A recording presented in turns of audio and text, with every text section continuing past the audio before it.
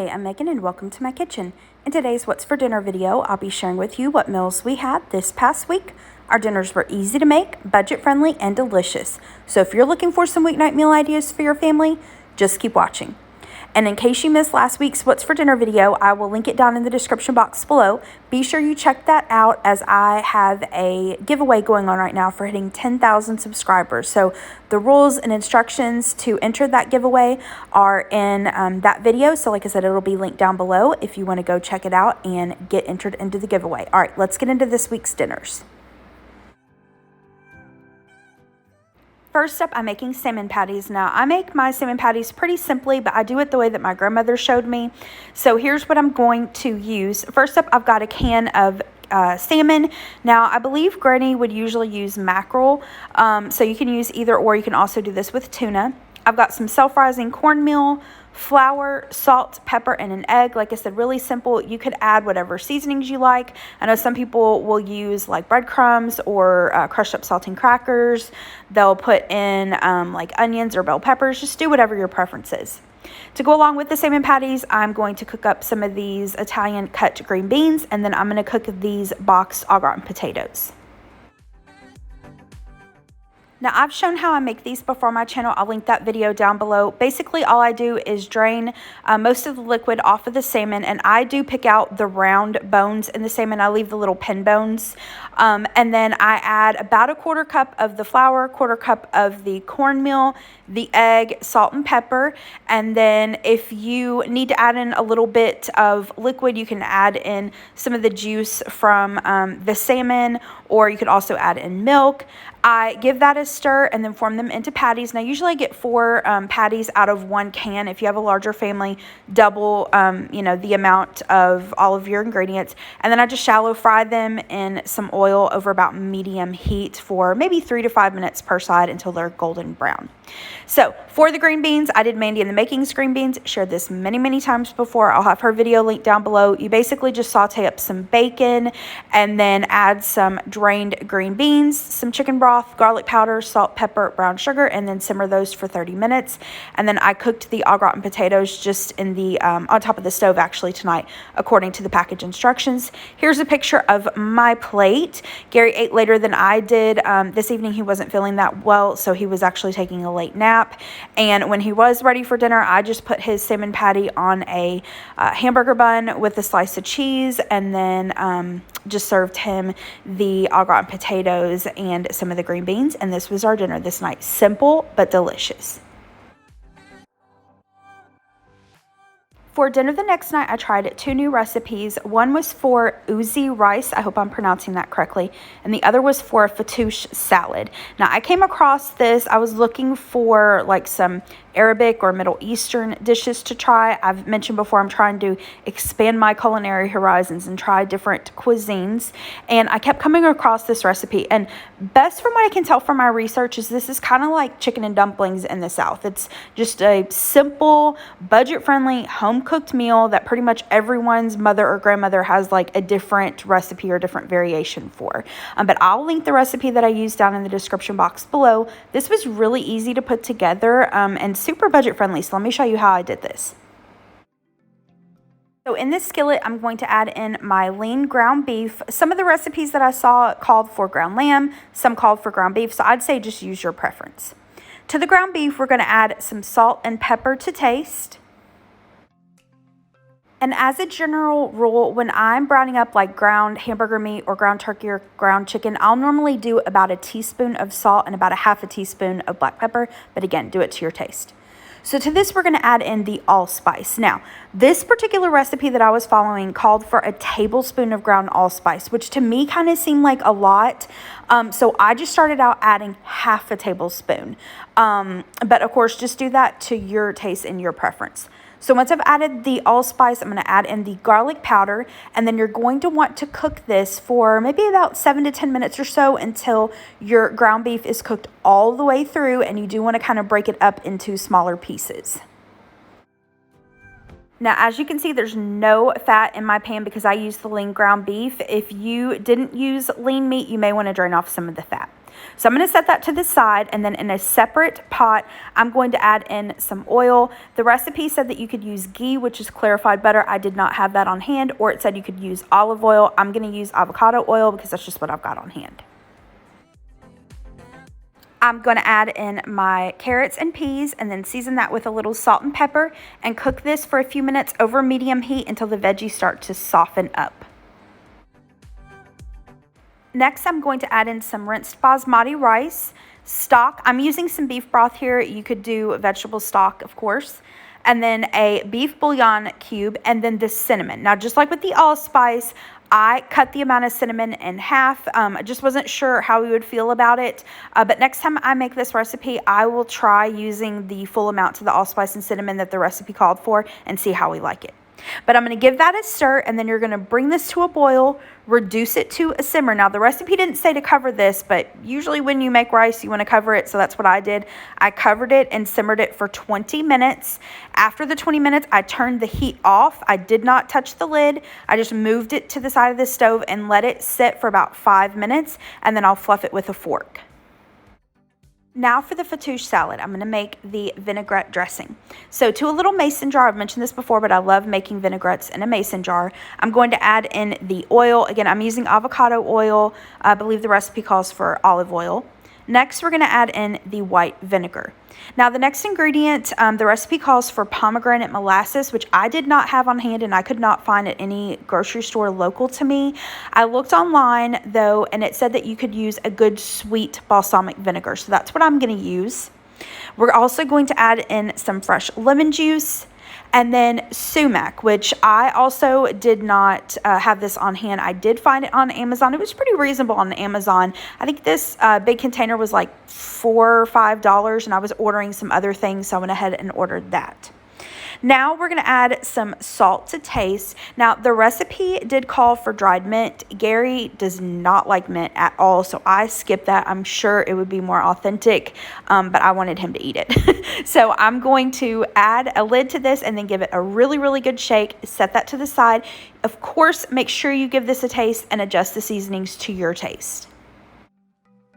Here I've got some pita chips, so all I did was I took a couple of the Joseph's pita bread, split it in half, cut it up into cubes, tossed it with some of that avocado oil, little salt and pepper, and then I cooked this in the air fryer.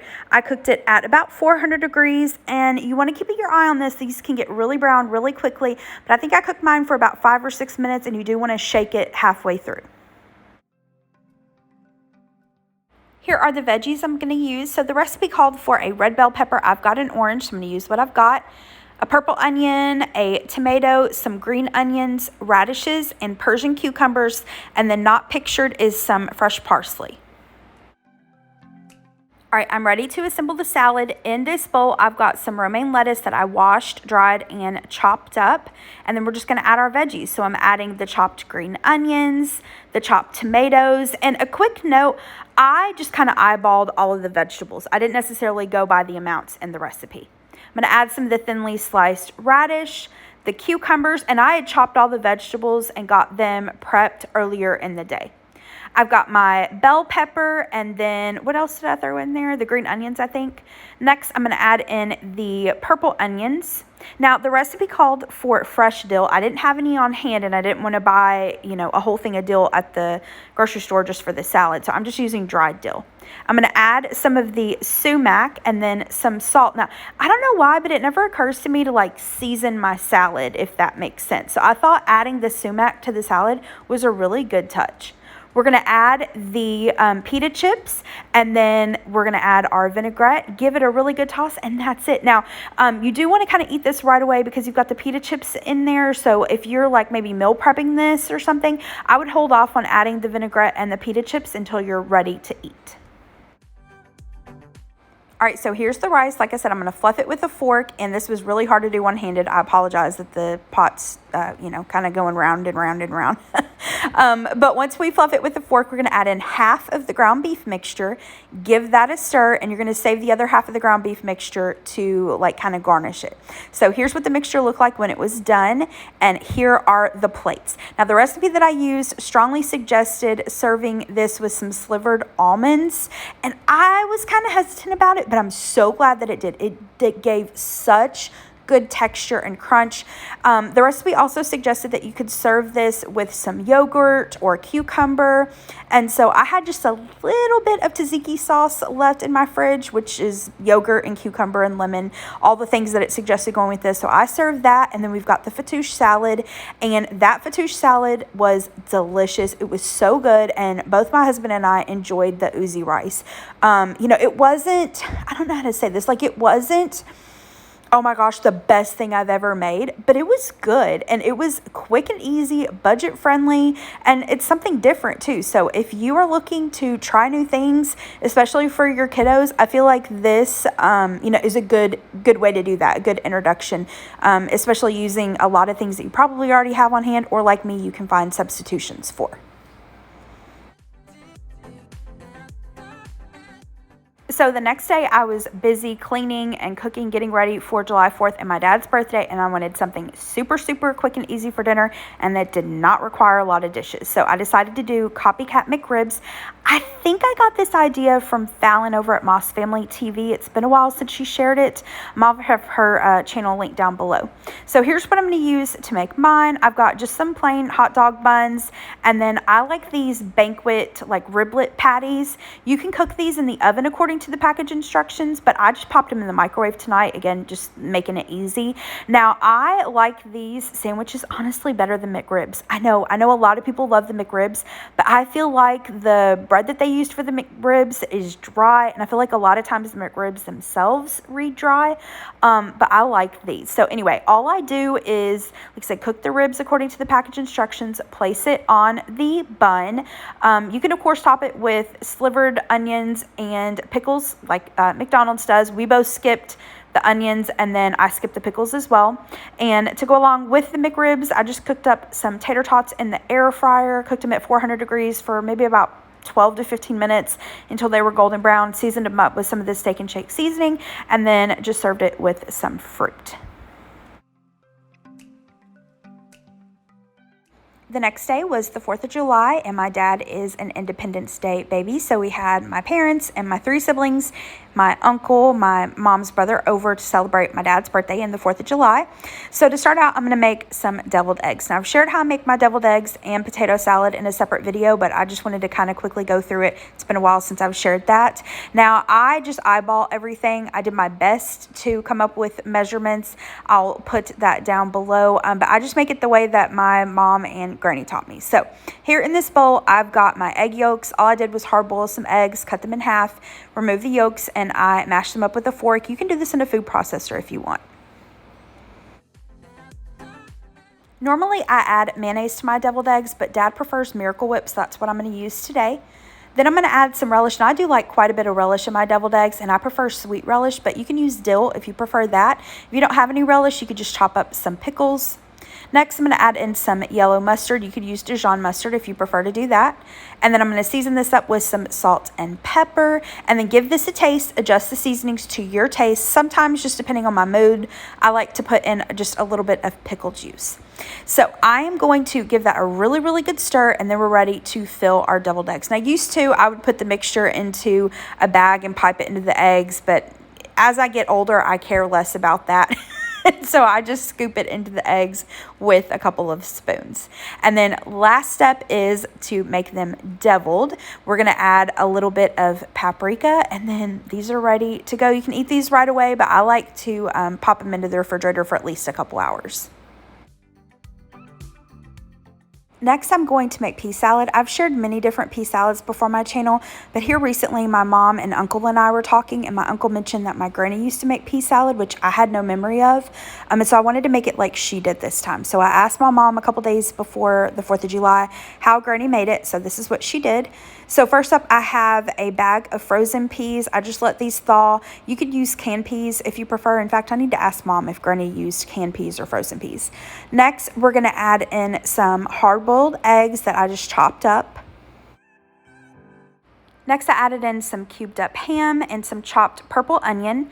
Then I'm going to use some mayonnaise. I would have used Miracle Whip, but I used the last of my Miracle Whip to make potato salad, so mayonnaise is fine, and I think that's what mom said granny used. Added a little bit of salt and pepper, and then mom said that if granny had some cooked bacon on hand, she would throw that in there. So I've got it on hand, so I'm going to add it, and then some cubed cheese. So I'm going to give that a really good stir, and then that's it. You can eat this right away, but just like with the deviled eggs, I'm going to pop it into the refrigerator. Next up is the potato salad. Just like with the deviled eggs, I just eyeball everything, did my best to come up with measurements for you guys, and I make it just like my mom and granny taught me. So to this bowl, I'm going to add in some Miracle Whip. Again, I'm using Miracle Whip again today for Dad. Normally I do mayonnaise. We're going to add in some yellow mustard, some of that sweet relish, and then we are going to add in some of the hard-boiled eggs. Again, these are just chopped. I'm adding in some finely diced onion. And when I make potato salad, I like to make the mixture and mix everything except the potatoes up and then add the potatoes at the very end. That just kind of helps the potatoes not break up as much. Now, sometimes granny would make, I called it a mashed potato salad, where she would pretty much like mash up the russet potatoes and then add it to this mixture. But I prefer the potatoes to be in chunks. But I'm going to give that all a really, really good stir, give it a taste. And once I'm happy with it, I'm ready to add in my potatoes. I washed them, peeled them, cut them into chunks, placed them in cold salted water, brought it to a boil, and boiled it for about 15 minutes or so. It really just depends on how big you cut your potatoes. You want to cook them until they're fork tender, and then drain them really well. And you can allow them to cool completely if you like, but a lot of times I just toss them in when they're warm. I'm going to give that a gentle mix, and then again, you can eat this right away. I like to pop it into the refrigerator. All right, here's what we've got. I have some hot dog buns and hamburger buns. Back in the back, we've got our hamburgers. I just seasoned the patties up with some of the Steak and Shake seasoning and grilled them. Some of the hamburgers have barbecue sauce, some do not. Some have barbecue sauce and cheese, some just have cheese. And then we have some beef brats and hot dogs. The hot dogs, I did grill some of them with barbecue sauce. If you've never tried that, you got to try it. It's delicious. I set out a bunch of condiments for our burgers and hot dogs, and then we've got some lettuce, onion, and sliced tomatoes. We got these from the Amish. They were so delicious. Made some baked beans and loaded potato salad. I've shared both of these before on my channel. I'll link the videos down below. And when I'd made my other potato salad earlier, I had made some extra potatoes so I could do a smaller version of the loaded potato salad. I did some caprese bites, which I've shared this many times before, but we love these. They're just bagel chips topped with some fresh mozzarella cheese, basil, tomatoes, and then balsamic glaze. We've got the pea salad. I did a quick veggie tray, just used vegetables I had on hand with some of the Marzetti ranch dip. And then I mentioned this before, but Gary prefers just like the store-bought deli macaroni salad, so my mom brought some of that for him. We've got the potato salad, the deviled eggs, and then we had also picked up a sugar baby watermelon and a cantaloupe from the Amish, so I sliced that up. All right, here is a picture of my plate, and then for Dad's birthday, Mom picked him up a chocolate cake. She was actually telling me that when they went to the bakery that they had like no chocolate cakes. All she could find was this little pudding bundt cake, but hey, it worked just fine. We also had some Neapolitan ice cream to go with that, and then I just thought I'd share this. I got this little red, white, and blue festive dog treat at Target, so I broke it in half and gave half of that, so a quarter, to Happy and Pepper, and then sent the other half home with my mom and sister for their 2 fur babies. And that was our dinner. Everything was delicious, and we had a really good time celebrating my dad's birthday and the 4th of July. And if you and your family are in the U.S., I hope you all had a really wonderful and safe 4th of July. For dinner the next night, I forgot to get a picture, but we just had leftovers from the 4th of July, just warmed up some hamburgers and hot dogs and had the sides, and that was our dinner that night.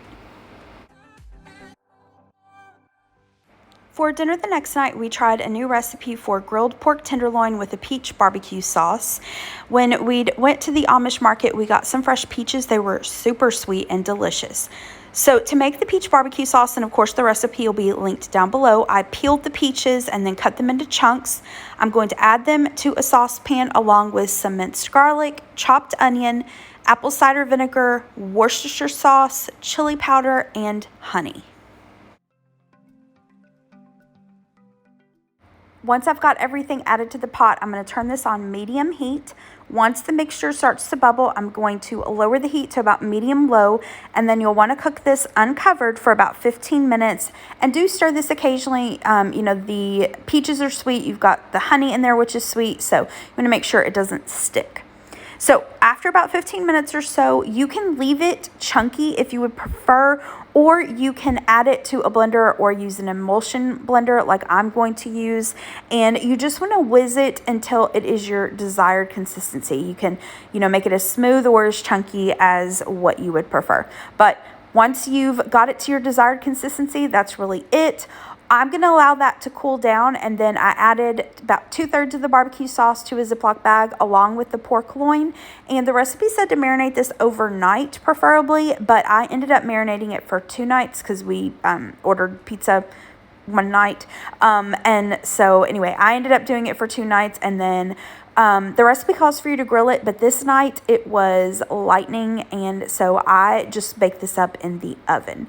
To go along the side, I did a couple sweet potatoes, just washed them really well, and then poked them with a few holes and baked them in the oven along with the pork loin.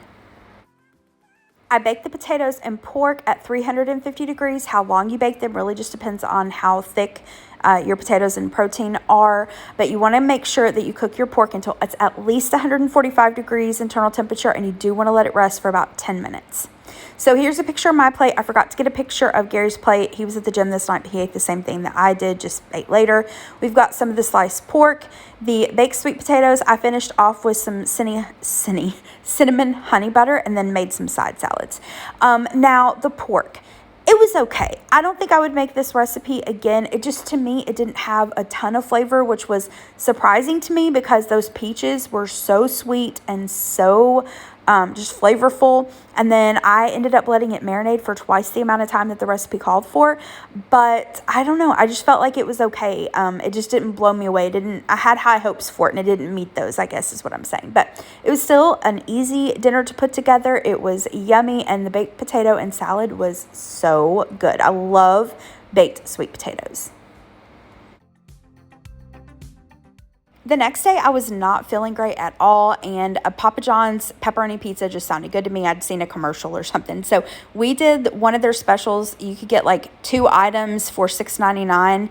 And so we got just the pepperoni pizza, and these are mediums, by the way, and then a Philly cheesesteak pizza. And then we got some of their chicken poppers, and we had tons of leftovers for lunch the next day, and that was dinner.